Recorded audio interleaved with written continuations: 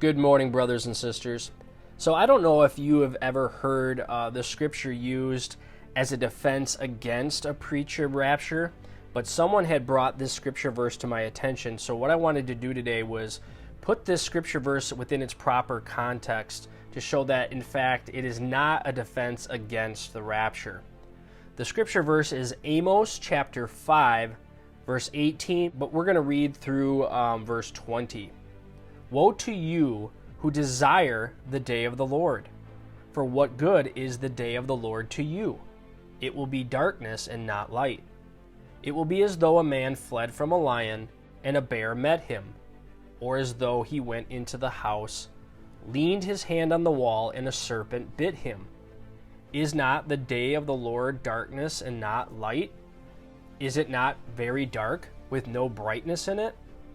Now, Amos 5:18, Woe to those who desire the day of Jehovah. What good is the day of Jehovah to you? It is darkness and not light.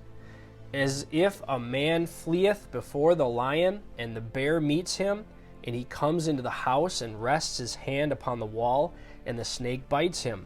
Alas, is not the day of Jehovah darkness and not light, and gloom and no brightness is in it?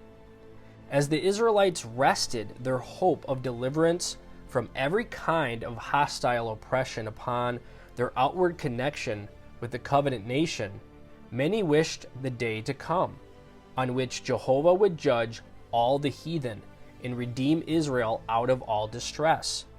These infatuated hopes, which confirm the nation in the security of its sin, are met by Amos with an exclamation of woe upon those who long for the day of Jehovah to come, that the day is darkness and not light, and will bring them nothing but harm and destruction, and not prosperity and salvation.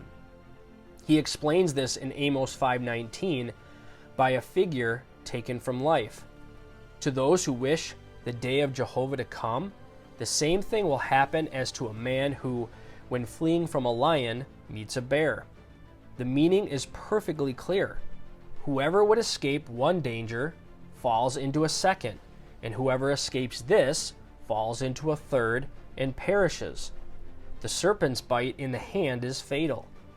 In that day, every place is full of danger and death. Neither indoors or out of doors is anyone safe. For out of doors lions and bears prowl about, and indoors snakes lie hidden even in the holes of the walls. After this indication of the suffering and calamities which the day of the Lord will bring, Amos once more repeats in verse 20, in a still more emphatic manner, that it will be no day of salvation to those who seek evil and not good, and trample justice and righteousness underfoot.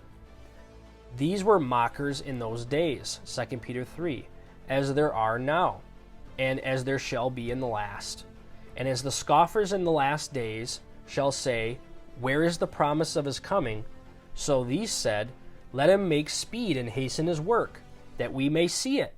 And let the counsel of the Holy One of Israel draw nigh and come, that we may know it. Isaiah 5:19. Jeremiah complained, They say unto me, Where is the word of the Lord? Let it come now.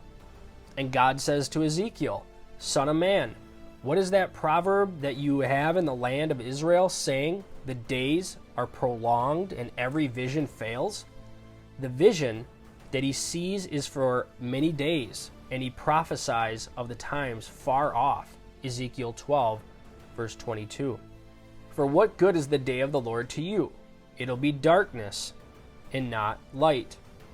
In their religious ritualism, the people of Israel still claimed that they longed for the day of the Lord.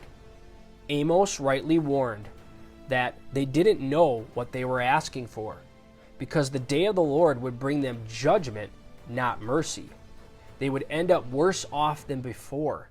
It will be as though a man fled from a lion and a bear met him. And lastly, listen to what the pulpit commentary says on verses 18 through 27. The prophet enforces the threat by denouncing woe on those that trust to their covenant relation to God, expecting the day when he would punish the heathen for their sakes, and thinking that their heartless worship was acceptable to him. The day of the Lord, when God interposes to punish and correct, to our minds, it looks forward to final judgment.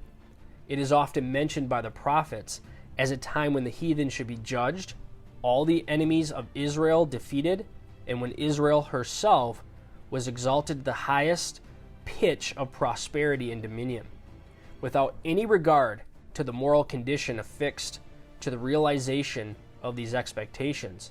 The people desired the appearance of this day, thus foolishly confirming themselves in their sinful life and false security. The day of the Lord is darkness. Why would you have the day of the Lord? It is darkness. Why do you, such as you are, want this day to come? You know not what you ask. It will be very contrary to your expectations. It will be darkness and not light, tribulation and misery, not joy and triumph for you. Based on these commentaries and based on the context, that this in fact is not talking about the church escaping the tribulation through the rapture. This is talking about Israel being deluded and thinking all is well with them, when in fact they will be brought into a snare, exactly as Jacob's trouble is described in Jeremiah 30. God bless.